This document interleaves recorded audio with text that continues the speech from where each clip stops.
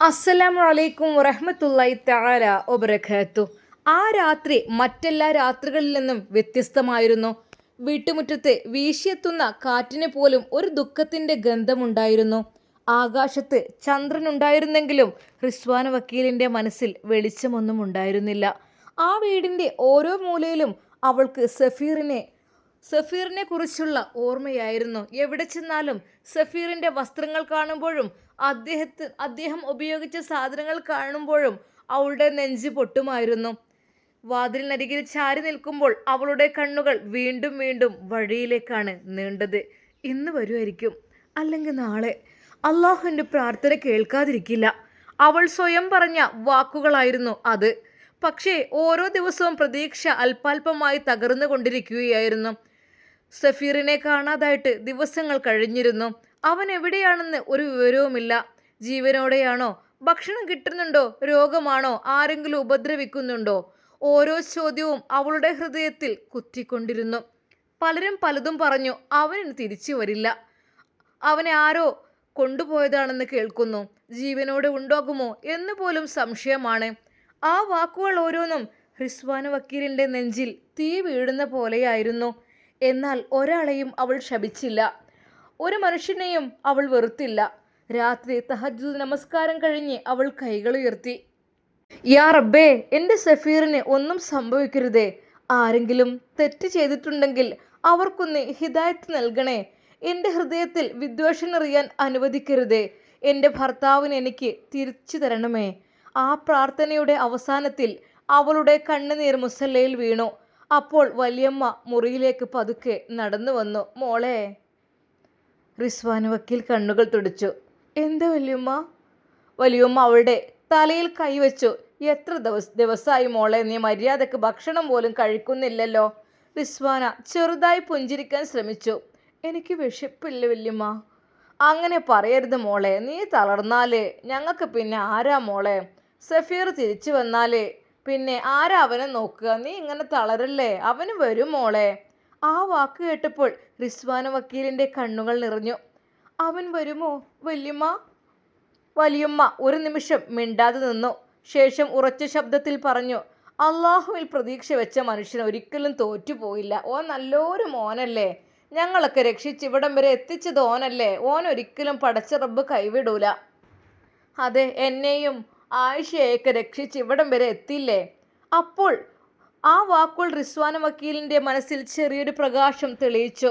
അപ്പോഴാണ് ആയിഷ ഓടി വന്നത്. നേരെ റിസ്വാൻ വക്കീലിൻ്റെ അടുത്തായിരുന്നു.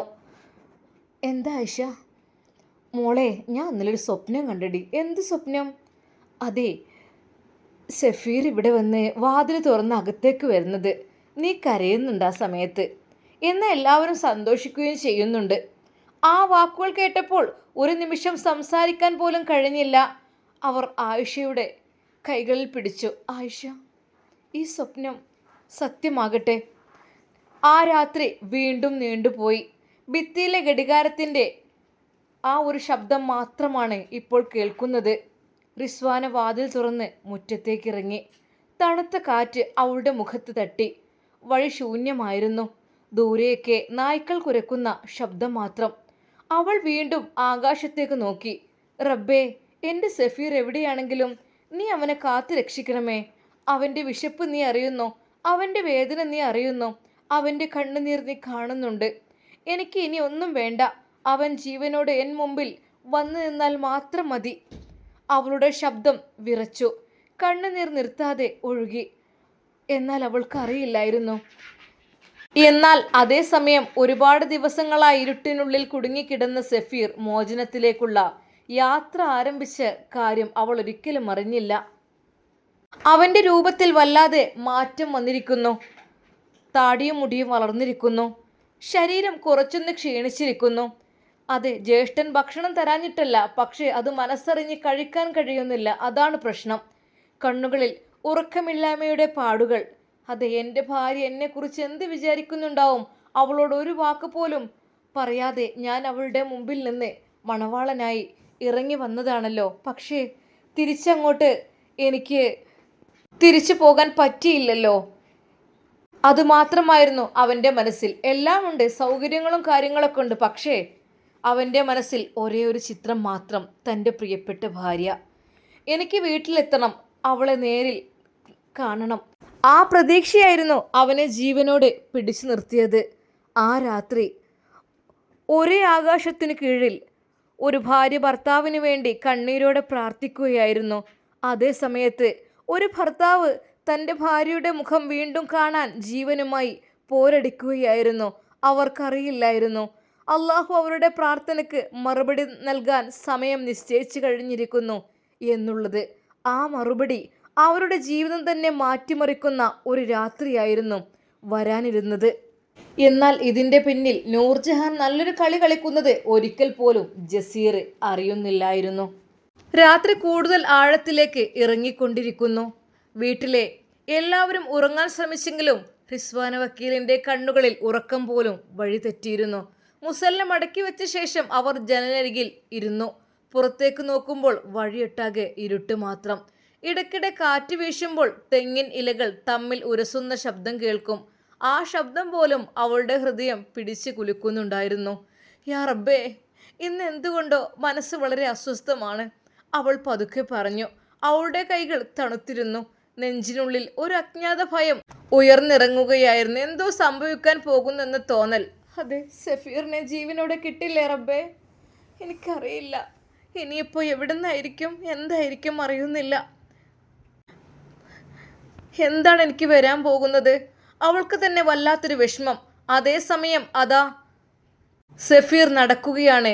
ഗ്രാമത്തിൽ നിന്ന് ഏറെ അകലെയുള്ള ആ ഒരു വലിയ കെട്ടിടത്തിൽ നിന്ന്, ആ പഴയ വഴിയിലൂടെ.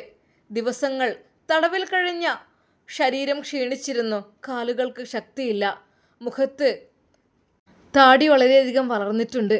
ഉറക്കമില്ലായ്മയുടെ കരിവാളിപ്പും മുഖത്ത് പ്രത്യക്ഷമായിട്ടുണ്ട്. എന്നാൽ അവൻ്റെ മനസ്സിൽ ഒരേ ഒരു പേര് മാത്രമാണ്, എൻ്റെ റിസ്വാന. മോളെ, ഞാൻ വരുന്നുണ്ട്, നിൻ്റെ അടുത്തേക്ക് ഞാൻ വരുന്നുണ്ട്. പക്ഷേ നിന്നിലേക്ക് അങ്ങ് എത്തിപ്പെടാൻ എനിക്ക് കഴിയുന്നില്ലല്ലോ. അവൻ നടക്കുമ്പോൾ പലവട്ടം തെന്നി വീഴാൻ പോയി. ഒരിടത്ത് റോഡരികിലെ കല്ലിൽ ഇരുന്ന് ശ്വാസം വലിച്ചു. 5 പൈസ കയ്യിലില്ല, ഗൂഗിൾ പേ ഇല്ല, ഒന്നുമില്ല. വെറും കാലിയാണ് കൈകൾ.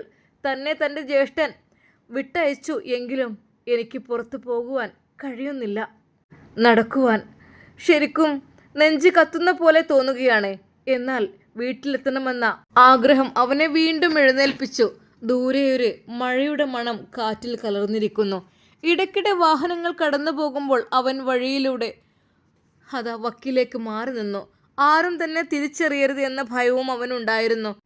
കാരണം അവനെ ഒഴിപ്പിച്ചവരുടെ നിഴൽ പോലും പിന്നാലെയുണ്ടെന്ന തോന്നൽ അവനെ വിട്ടുമാറിയില്ല. ഇല്ല, എൻ്റെ ജ്യേഷ്ഠനെ അത്രയും വിശ്വസിക്കാൻ എനിക്ക് കഴിയില്ല. ഒരു സമയത്ത് അവൻ ആകാശത്തേക്ക് നോക്കി. മേഘങ്ങൾക്കിടയിൽ ചന്ദ്രൻ മങ്ങലോടെ ഒളിഞ്ഞു നിന്നു. റബ്ബേ, എൻ്റെ റിസ്വാൻ ഒരിക്കൽ കൂടി കാണാൻ അനുവദിക്കണേ. അവൻ്റെ ശബ്ദം വിറച്ചു. എന്നാൽ ഈ സമയം വീട്ടിൽ റിസ്വാന വക്കീൽ പെട്ടെന്ന് എഴുന്നേറ്റു.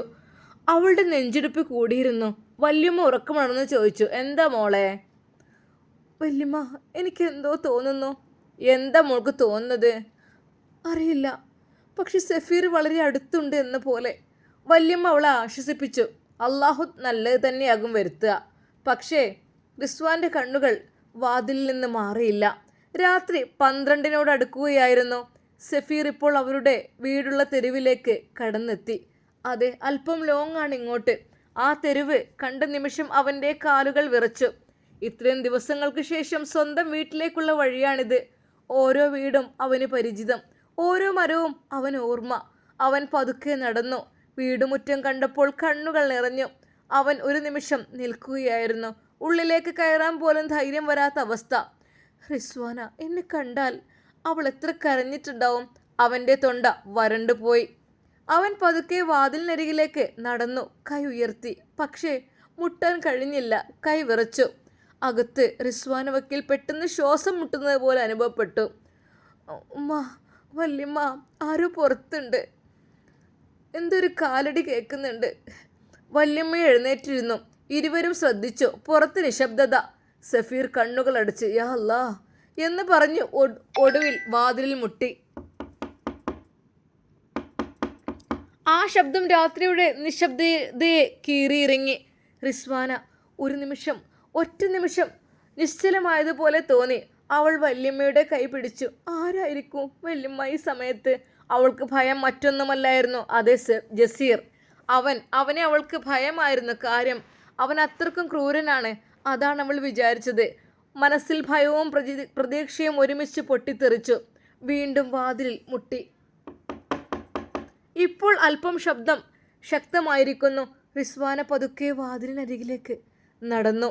ഓരോ ചുവടും അവൾക്കൊരു യുഗം പോലെ തോന്നി. കൈ വാതിലിൻ്റെ പിടിയിലെത്തി. എന്നാൽ തുറക്കുന്നതിന് മുമ്പ് അവൾ കണ്ണുകൾ അടച്ചു പ്രാർത്ഥിച്ചു, റബ്ബേ, നല്ല വാർത്തയാകണേ അല്ലാ. അവൾ പതുക്കെ വാതിൽ തുറക്കുവാൻ തുടങ്ങി. പുറത്തെ മങ്ങിയ വെളിച്ചത്തിൽ നിൽക്കുന്ന ആ രൂപം ആദ്യം വ്യക്തമായില്ല. ക്ഷീണിച്ച ശരീരം, വളർന്ന താടി, കണ്ണുകൾ, അനന്തമായ വേദന. റിസ്വാൻ ഒരു നിമിഷം ശ്വാസം പോലും എടുക്കാൻ മറന്നു. അവളുടെ ചുണ്ടുകൾ വിറച്ചു. സഫീർ, അതെ സഫീർ. ആ പേര് അവളുടെ വായിൽ നിന്ന് പുറത്തു വന്ന നിമിഷം മുന്നിൽ നിൽക്കുന്ന ആ മനുഷ്യൻ്റെ കണ്ണുകളിൽ നിന്ന് കണ്ണുനീരൊഴുകി തുടങ്ങി. അത് സഫീർ തന്നെയായിരുന്നു, ജീവനോടെ. അവളുടെ വാതിൽക്കൽ തിരിച്ചെത്തിയ സഫീർ. സഫീർ, ആ പേര് അവളുടെ വായിൽ നിന്ന് പുറത്തു വന്ന നിമിഷം മുന്നിൽ നിൽക്കുന്ന ആ മനുഷ്യൻ്റെ കണ്ണുകളിൽ നിന്ന് കണ്ണീർ തുള്ളികൾ ഒഴുകി തുടങ്ങി. അത് സഫീർ തന്നെയായിരുന്നു, എൻ്റെ പ്രിയപ്പെട്ട സഫീർ. അവളുടെ വാതിൽക്കൽ തിരിച്ചെത്തിയ സഫീർ. അവൾക്ക് വിശ്വസിക്കാൻ കഴിഞ്ഞില്ല തൻ്റെ പ്രിയപ്പെട്ട ഭർത്താവിനെ ജീവനോടെ കണ്ട ആ ഒരു സന്തോഷം. റിസ്വാന് വിറക്കുന്ന കൈകളോടെ വാതിൽ അതാ മുഴുവനായിട്ട് തുറന്നു. പുറത്ത് മങ്ങിയ ചന്ദ്രപ്രകാശം മാത്രം. ആ വെളിച്ചത്തിൽ നിൽക്കുന്ന ആ രൂപം ആദ്യം അവൾക്ക് വ്യക്തമായില്ല. കുറച്ച് നിമിഷങ്ങൾ അവൾ അങ്ങനെ തന്നെ നോക്കി നിന്നു. മുഖം ക്ഷീണിച്ചിരിക്കുന്നു, താടി വളർന്നിരിക്കുന്നു, വസ്ത്രങ്ങൾ കീറിയ രീതിയിൽ, കണ്ണുകൾ കുഴിഞ്ഞു പോയിരിക്കുന്നു. പക്ഷേ ആ കണ്ണുകളെ അവൾക്ക് തെറ്റിപ്പോകാൻ കഴിയുമായിരുന്നില്ല. ജീവിതത്തിൽ 1000 മുഖങ്ങൾ കണ്ടാലും ആ കണ്ണുകൾ അവൾ മറക്കില്ല. അവളുടെ ചുണ്ടുകൾ വിറച്ചു. അവൾ വീണ്ടും സഫീർ. ആ പേര് അവളുടെ ഹൃദയത്തിൽ നിന്നാണ് പുറത്തു വന്നത്. മുന്നിൽ നിന്ന ആ മനുഷ്യൻ്റെ കണ്ണുകൾ നിറഞ്ഞു. അവൾ പതുക്കെ പറഞ്ഞു, ഹിക്ക. ഋഷു. ആ ഒരു വാക്ക് കേട്ടതോടെ ലോകം മുഴുവൻ നിശബ്ദമായതുപോലെ തോന്നി. റിസ്വാൻ ഒരു നിമിഷം അവിടെ തന്നെ നിന്നു. ഇത് സ്വപ്നമാണോ? അള്ളാഹു കാണിച്ചൊരു കാഴ്ചയാണോ? അതാ ശരിക്കും തൻ്റെ ഭർത്താവാണോ? അവൾക്ക് വിശ്വസിക്കാൻ കഴിഞ്ഞില്ല. വിറക്കുന്ന കൈകൾ പതുക്കെ സഫീറിൻ്റെ കവിളിലേക്ക് നീട്ടി. അവളുടെ വിരലുകൾ അവൻ്റെ മുഖത്ത് സ്പർശിച്ചു. ചൂടുള്ള ശരീരം, യഥാർത്ഥ മനുഷ്യൻ. ഇത് സ്വപ്നമല്ല. ആ നിമിഷം അവളുടെ കണ്ണുകളിൽ നിന്ന് കണ്ണുനീർ ധാരധാരയായി ഒഴുകി. അൽഹംദുലില്ലാ, അൽഹംദുലില്ലാ, എൻ്റെ റബ്ബേ, നീ എൻ്റെ പ്രാർത്ഥന കേട്ടല്ലോ. അവൾ പൊട്ടിക്കരഞ്ഞു. സഫീറിനും പിടിച്ചു നിൽക്കാൻ കഴിഞ്ഞില്ല. റിസ്വാൻ, ഞാൻ തിരിച്ചു വന്നു പെണ്ണേ. അത്രേ പറയാൻ അവൻക്കായുള്ളൂ. അടുത്ത നിമിഷം റിസ്വാന വക്കീൽ അതാ ഓടിച്ചെന്നവനെ കെട്ടിപ്പിടിച്ചു. ദിവസങ്ങളുടെയും രാത്രികളുടെയും വേദന ആ ആലിംഗനത്തിൽ ലയിച്ചു പോയി. രണ്ടുപേരും ഒന്നും സംസാരിച്ചില്ല. കരച്ചിലായിരുന്നു അവരുടെ ഭാഷ. സഫീർ തൻ്റെ ഭാര്യയുടെ തലയിൽ കൈവച്ച് കരഞ്ഞു. എന്നോട് ക്ഷമിക്കണം, നിന്നെ ഒറ്റക്കാക്കി. റിസ്വാൻ ഉടൻ തന്നെ അവൻ്റെ വായ പൊത്തിപ്പിടിച്ചു. അങ്ങനെ പറയരുത്. നിങ്ങൾ തിരിച്ചു വന്നല്ലോ, എനിക്കത് മതി. അള്ളാഹു നിങ്ങളെനിക്ക് തിരികെ തന്നല്ലോ. അവൾ വീണ്ടും അവനെ ചേർത്ത് പിടിച്ചു. ആ കരച്ചിൽ കേട്ട് വല്യമ്മ ഓടിയെത്തി. വാതിൽക്കൽ നിൽക്കുന്ന സഫീറിനെ കണ്ട വല്യമ്മയുടെ കണ്ണുകൾ നിറഞ്ഞു. മോനെ സഫീറേ. വിറക്കുന്ന കാലുകളോടെ അവർ അടുത്തെത്തി. സഫീർ ഉടൻ തന്നെ കുനിഞ്ഞ് വല്യമ്മയുടെ കൈകളിൽ മുഖം ചേർത്തു. വല്യമ്മ. വല്യമ്മ അവൻ്റെ തലയിൽ കൈവച്ച് കരഞ്ഞു. അള്ളാഹുവിന് സ്തുതി, നീ ജീവനോടെ തിരിച്ചു വന്നല്ലോ മോനെ. എൻ്റെ കുട്ടിയല്ലേ ഞങ്ങളൊക്കെ രക്ഷിച്ചത്. എന്നാൽ ഒച്ചപ്പാടും ബഹളവും കേട്ട് ആയിഷയും ഓടി വന്നു. പഠിച്ചോനെ, സഫീർ എന്നെ രക്ഷിച്ച് ഇത്രയും നല്ല വീട്ടിലെത്തിച്ച സഫീറിനെ കണ്ട് അവൾ ഒരു നിമിഷം കരഞ്ഞുപോയി. സഫീർ മോനെ, ഒന്നും പറ്റിയില്ലല്ലോ നിനക്ക്? എവിടെയായിരുന്നു ഇത്രയും ദിവസം? ആയിഷയുടെ സ്നേഹത്തോടെയുള്ള വാക്കുകൾ ഒക്കെ ഞാൻ പറയാം, കുഴപ്പമൊന്നുമില്ല എനിക്ക്. ആ കൊച്ചുകുഴിൽ നിന്ന് ഇത്രയും നല്ല വീട്ടിലേക്ക് എനിക്ക് വേണ്ടി എന്നെ മാറ്റി എന്നെയും മോളെയും സംരക്ഷിച്ച് സഫീർ തിരിച്ചു വന്ന സന്തോഷത്തിലായിരുന്നു അവരും.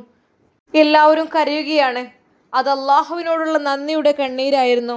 വേദനയ്ക്ക് ശേഷമുള്ള ആശ്വാസത്തിൻ്റെ കണ്ണുനീരായിരുന്നു. മരണത്തേക്കാൾ വലിയ വേർപിരിയലിന് ശേഷം വീണ്ടും ഒന്നിച്ച് രണ്ട് ഹൃദയങ്ങളുടെ കണ്ണുനീരായിരുന്നു. സഫീർ ഒരു നിമിഷം വീട്ടിനുള്ളിലേക്ക് നോക്കി. ഈ വീടിൻ്റെ ഓരോ ചുവരും ഓരോ മൂലയും ഓരോ ഓർമ്മയും അവന് തിരികെ സ്വീകരിക്കുന്നതായിരുന്നു. അത് ആ വീടും അവന് വേണ്ടി കാത്തിരിക്കുന്ന പോലെയായിരുന്നു. റിസ്വാൻ അവൻ്റെ കൈ മുറുകെ പിടിച്ചു. ഇനിയൊരു നിമിഷം പോലും നിങ്ങൾ എൻ്റെ കണ്ണിലെന്നും അറിയാൻ ഞാൻ അനുവദിക്കില്ലേക്ക. സഫീർ അവളെ നോക്കി. ക്ഷീണിച്ച മുഖത്ത് ആദ്യമായൊരു പുഞ്ചിരി വിടർന്നു. ഇനി എവിടെയും പോകുന്നില്ല റിസ്വാൻ, ഞാൻ വീട്ടിലെത്തിയല്ലോ. സഫീറിൻ്റെ കൈകൾ അവൾ മുറുകെ പിടിച്ചു. വരൂ, അകത്തേക്ക് വരൂ, വിറക്കുന്ന ശബ്ദത്തിൽ അവൾ പറഞ്ഞു. സഫീർ പതുക്കെ വീടിനുള്ളിലേക്ക് കയറി.